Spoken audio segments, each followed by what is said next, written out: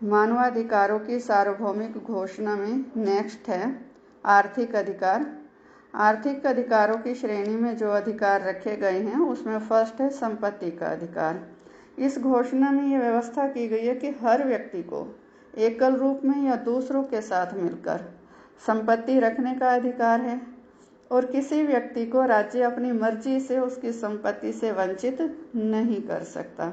और इस अधिकार की जो व्यवस्था है वो अनुच्छेद 17 में की गई है। नेक्स्ट है इसमें सामाजिक सुरक्षा का अधिकार। इस घोषणा में ये व्यवस्था भी की गई है कि समाज के सदस्य के रूप में हर व्यक्ति को सामाजिक सुरक्षा का अधिकार भी प्राप्त है। हर व्यक्ति को राष्ट्रीय प्रयासों और अंतर्राष्ट्रीय सहयोग द्वारा ऐसे आर्थिक, सामाजिक और सांस्कृतिक अधिकार प्राप्त करने का भी अधिकार है जो उसके गौरव और उसके व्यक्तित्व के स्वतंत्र विकास के लिए जरूरी हैं। लेकिन ऐसे जो अधिकार हैं व्यक्ति को राज्य के जो उपलब्ध संसाधन हैं उसके अनुरूप ही प्राप्त हो सकते हैं। इस अधिकार की जो व्यवस्था है वो अनुच्छेद 22 में की गई है। नेक्स्ट है इसमें काम का अधिकार। इस घोषणा के अनुसार हर व्यक्ति को काम का अधिकार प्राप्त है। इस अधिकार के साथ ही उसे अपने व्यवसाय का चयन करने का अधिकार है। काम की उचित अवस्थाओं और बेरोजगारी के विरुद्ध सुरक्षा का अधिकार भी प्राप्त है। जहां व्यक्तियों को काम का अधिकार प्राप्त होगा वहां हर व्यक्ति को उसकी योग्यता के अनुसार काम देना राज्य का उत्तरदायित्व होगा। और यदि राज्य या सरकार अपने लोगों के लिए काम का प्रबंध ना कर सके तो बेरोजगारों को सरकार द्वारा जीवन निर्वाह के लिए अनिवार्य भत्ता दिया जाएगा। काम के अधिकार की जो व्यवस्था है वो अनुच्छेद 23 के उपखंड 1 में की गई है। नेक्स्ट है इसमें उचित वेतन का अधिकार। इसमें ये व्यवस्था की गई है कि हर व्यक्ति को उचित और लाभकारी वेतन लेने का अधिकार है।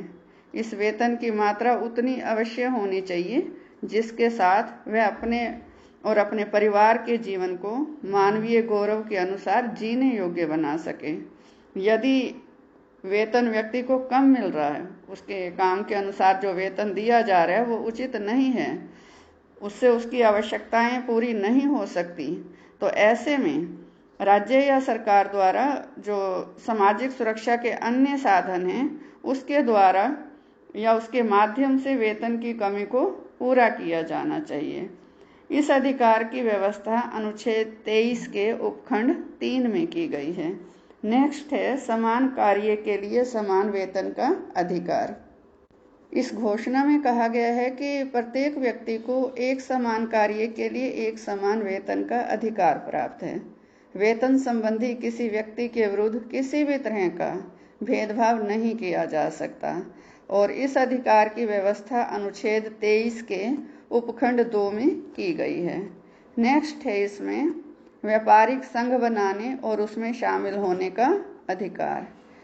इसमें यह अंकित किया गया है घोषणा में कि हर व्यक्ति को अपने आर्थिक हितों की सुरक्षा के लिए व्यापारिक संघ बनाने का और उसमें शामिल होने का पूरा अधिकार है। इस अधिकार की व्यवस्था अनुच्छेद 23 के उपखंड 4 में की गई है। नेक्स्ट है इसमें छुट्टी व आराम का अधिकार। इस घोषणा में ये भी व्यवस्था की गई है कि हर व्यक्ति को छुट्टी और आराम का अधिकार भी प्राप्त है। इस अधिकार में काम के समय का उचित रूप से निश्चित होना और वेतन सहित निर्धारित छुट्टियां शामिल हैं। इस अधिकार की व्यवस्था अनुच्छेद 24 में की गई है। नेक्स्ट है अच्छे जीवन स्तर का अधिकार।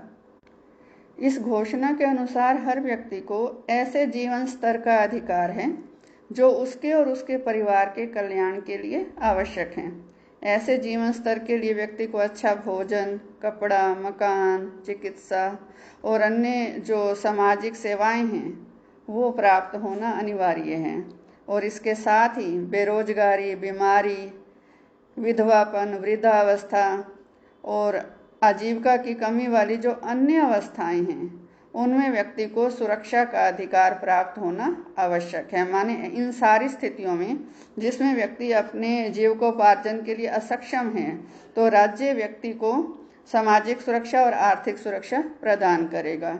इस अधिकार की व्यवस्था अनुच्छेद 25 में की गई है।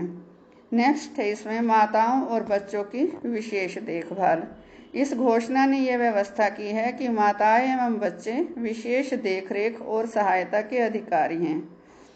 ऐसे में इस घोषणा में इसके साथ ये व्यवस्था भी की गई है कि जो अनुचित बच्चे हैं उनको भी अन्य समस्त बच्चों के समान सुरक्षा प्राप्त होनी आवश्यक है। ये अधिकार अनुच्छेद 25 में अंकित है। ये जो आर्थिक अधिकारों की श्रेणी में जिन अधिकारों को रखा गया है, कुछ विद्वान इन्हें भी नागरिक अधिकार मानते हैं।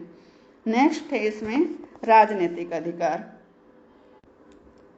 मानवाधिकारों की सार्वभौमिक घोषणा में जिन अधिकारों को राजनीतिक अधिकारों की श्रेणी में रखा गया है उसमें फर्स्ट है शरण लेने का अधिकार। इस घोषणा में यह व्यवस्था की गई है कि शासक वर्ग के अत्याचारों से बचने के लिए हर व्यक्ति को दूसरे देशों में शरण प्राप्त करने का अधिकार होगा। इस अधिकार का प्रयोग केवल राजनीतिक अपराधों से संबंधित व्यक्तियों द्वारा ही किया जा सकता है। यदि किसी व्यक्ति ने अराजनीतिक अपराध किया है या संयुक्त राष्ट्र के उद्देश्यों और सिद्धांतों के विरुद्ध कोई कार्य किया है तो ऐसे में उसे ये शरण लेने का अधिकार प्राप्त नहीं होगा। नेक्स्ट है इसमें राष्ट्रीयता का अधिकार। इस घोषणा में यह व्यवस्था की गई है कि हर व्यक्ति को राष्ट्रीयता का अधिकार होगा। राज्य किसी भी व्यक्ति को अपनी इच्छा से या अपनी मनमर्जी से उसकी राष्ट्रीयता से वंचित नहीं कर सकता।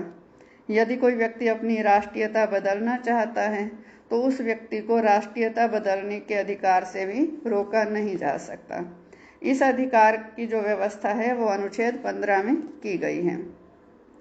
नेक्स्ट है इसमें मत बनाने एवं मत व्यक्त करने की स्वतंत्रता का अधिकार। ये जो अधिकार है ये विचार अभिव्यक्ति की स्वतंत्रता से है कि हर व्यक्ति को अपने जो विचार अभिव्यक्त करने की पूरी स्वतंत्रता है। हर व्यक्ति का चाहे कैसा भी विचार हो, उसके जो मौलिक विचार हैं उसको प्रकट करने से उसे रोका नहीं जा सकता। इस अधिकार में किसी भी साधन द्वारा सूचना या विचार प्राप्त करने की स्वतंत्रता भी प्राप्त है। ऐसे विचार या सूचनाएं राज्य की सीमाओं के बाहर से भी प्राप्त की जा सकती हैं। यह अधिकार अनुच्छेद 19 में अंकित है। नेक्स्ट है शासन में भाग लेने का अधिकार। इस घोषणा में यह व्यवस्था की गई है कि हर व्यक्ति को अपने देश के शासन में भाग लेने का अधिकार है, शासन कार्यों में भाग लेने का अधिकार है। इस अधिकार का प्रयोग व्यक्ति प्रत्यक्ष रूप से भी कर सकता है या फिर अपने प्रतिनिधियों के माध्यम से भी कर सकता है। इस अधिकार की जो व्यवस्था है वो अनुच्छेद 21 के उपखंड 1 में की गई है। नेक्स्ट है सार्वजनिक पद प्राप्ति के लिए समान अधिकार। इस घोषणा में ये व्यवस्था की गई है कि हर व्यक्ति को सार्वजनिक पद प्राप्त करने के लिए समान पहुंच का अधिकार प्राप्त है। इस अधिकार का अर्थ ये है कि सार्वजनिक पद प्राप्त करने से किसी भी व्यक्ति को जन्म, धर्म, जाति, नस्ल आदि के आधार पर वंचित नहीं किया जा सकता। इस अधिकार का अर्थ ये भी है कि जो सार्वजनिक पद हैं वो किसी विशेष आधार पर कुछ विशेष व्यक्तियों के लिए आरक्षित नहीं रखे जा सकते और बिना किसी भेदभाव के हर व्यक्ति को सार्वजनिक पद प्राप्त करने का अधिकार है। इस अधिकार की व्यवस्था अनुच्छेद 21 के उपखंड 2 में की गई है। नेक्स्ट है इसमें सार्वभौमिक व समान मताधिकार का अधिकार। अब इस घोषणा में वयस्क मताधिकार की व्यवस्था नहीं की गई। इस घोषणा ने ना तो मताधिकार और ना ही चुनाव लड़ने के अधिकार की व्यवस्था की है। इस घोषणा में जो व्यवस्था है वो ये है कि सरकार की सत्ता का आधार लोगों की इच्छा होगी। इस इच्छा का प्रगटीकरण नियतकालीन चुनावों द्वारा किया जाएगा। ऐसे चुनाव सार्वभौमिक और समान मताधिकार के आधार पर करवाए जाएंगे। यह चुनाव गुप्त मतदान अथवा इसके समान अन्य मतदान विधियों द्वारा करवाए जाएंगे। माने मतदान के माध्यम से सरकार चुनी जाएगी और सत्ता का जो आधार है वो लोगों की इच्छा होगी। माने सत्ता संबंधी जो अंतिम शक्ति है वो जनता में निहित होगी। और मतदान का जो अधिकार है वो किसी भी आधार पर दिया जाए वो सार्वभौमिक होगा, सबके लिए समान होगा, कि जो मताधिकार है वो सार्वभौमिक होगा और किसी व्यक्ति को किसी भी आधार पर मताधिकार से वंचित नहीं किया जा सकता।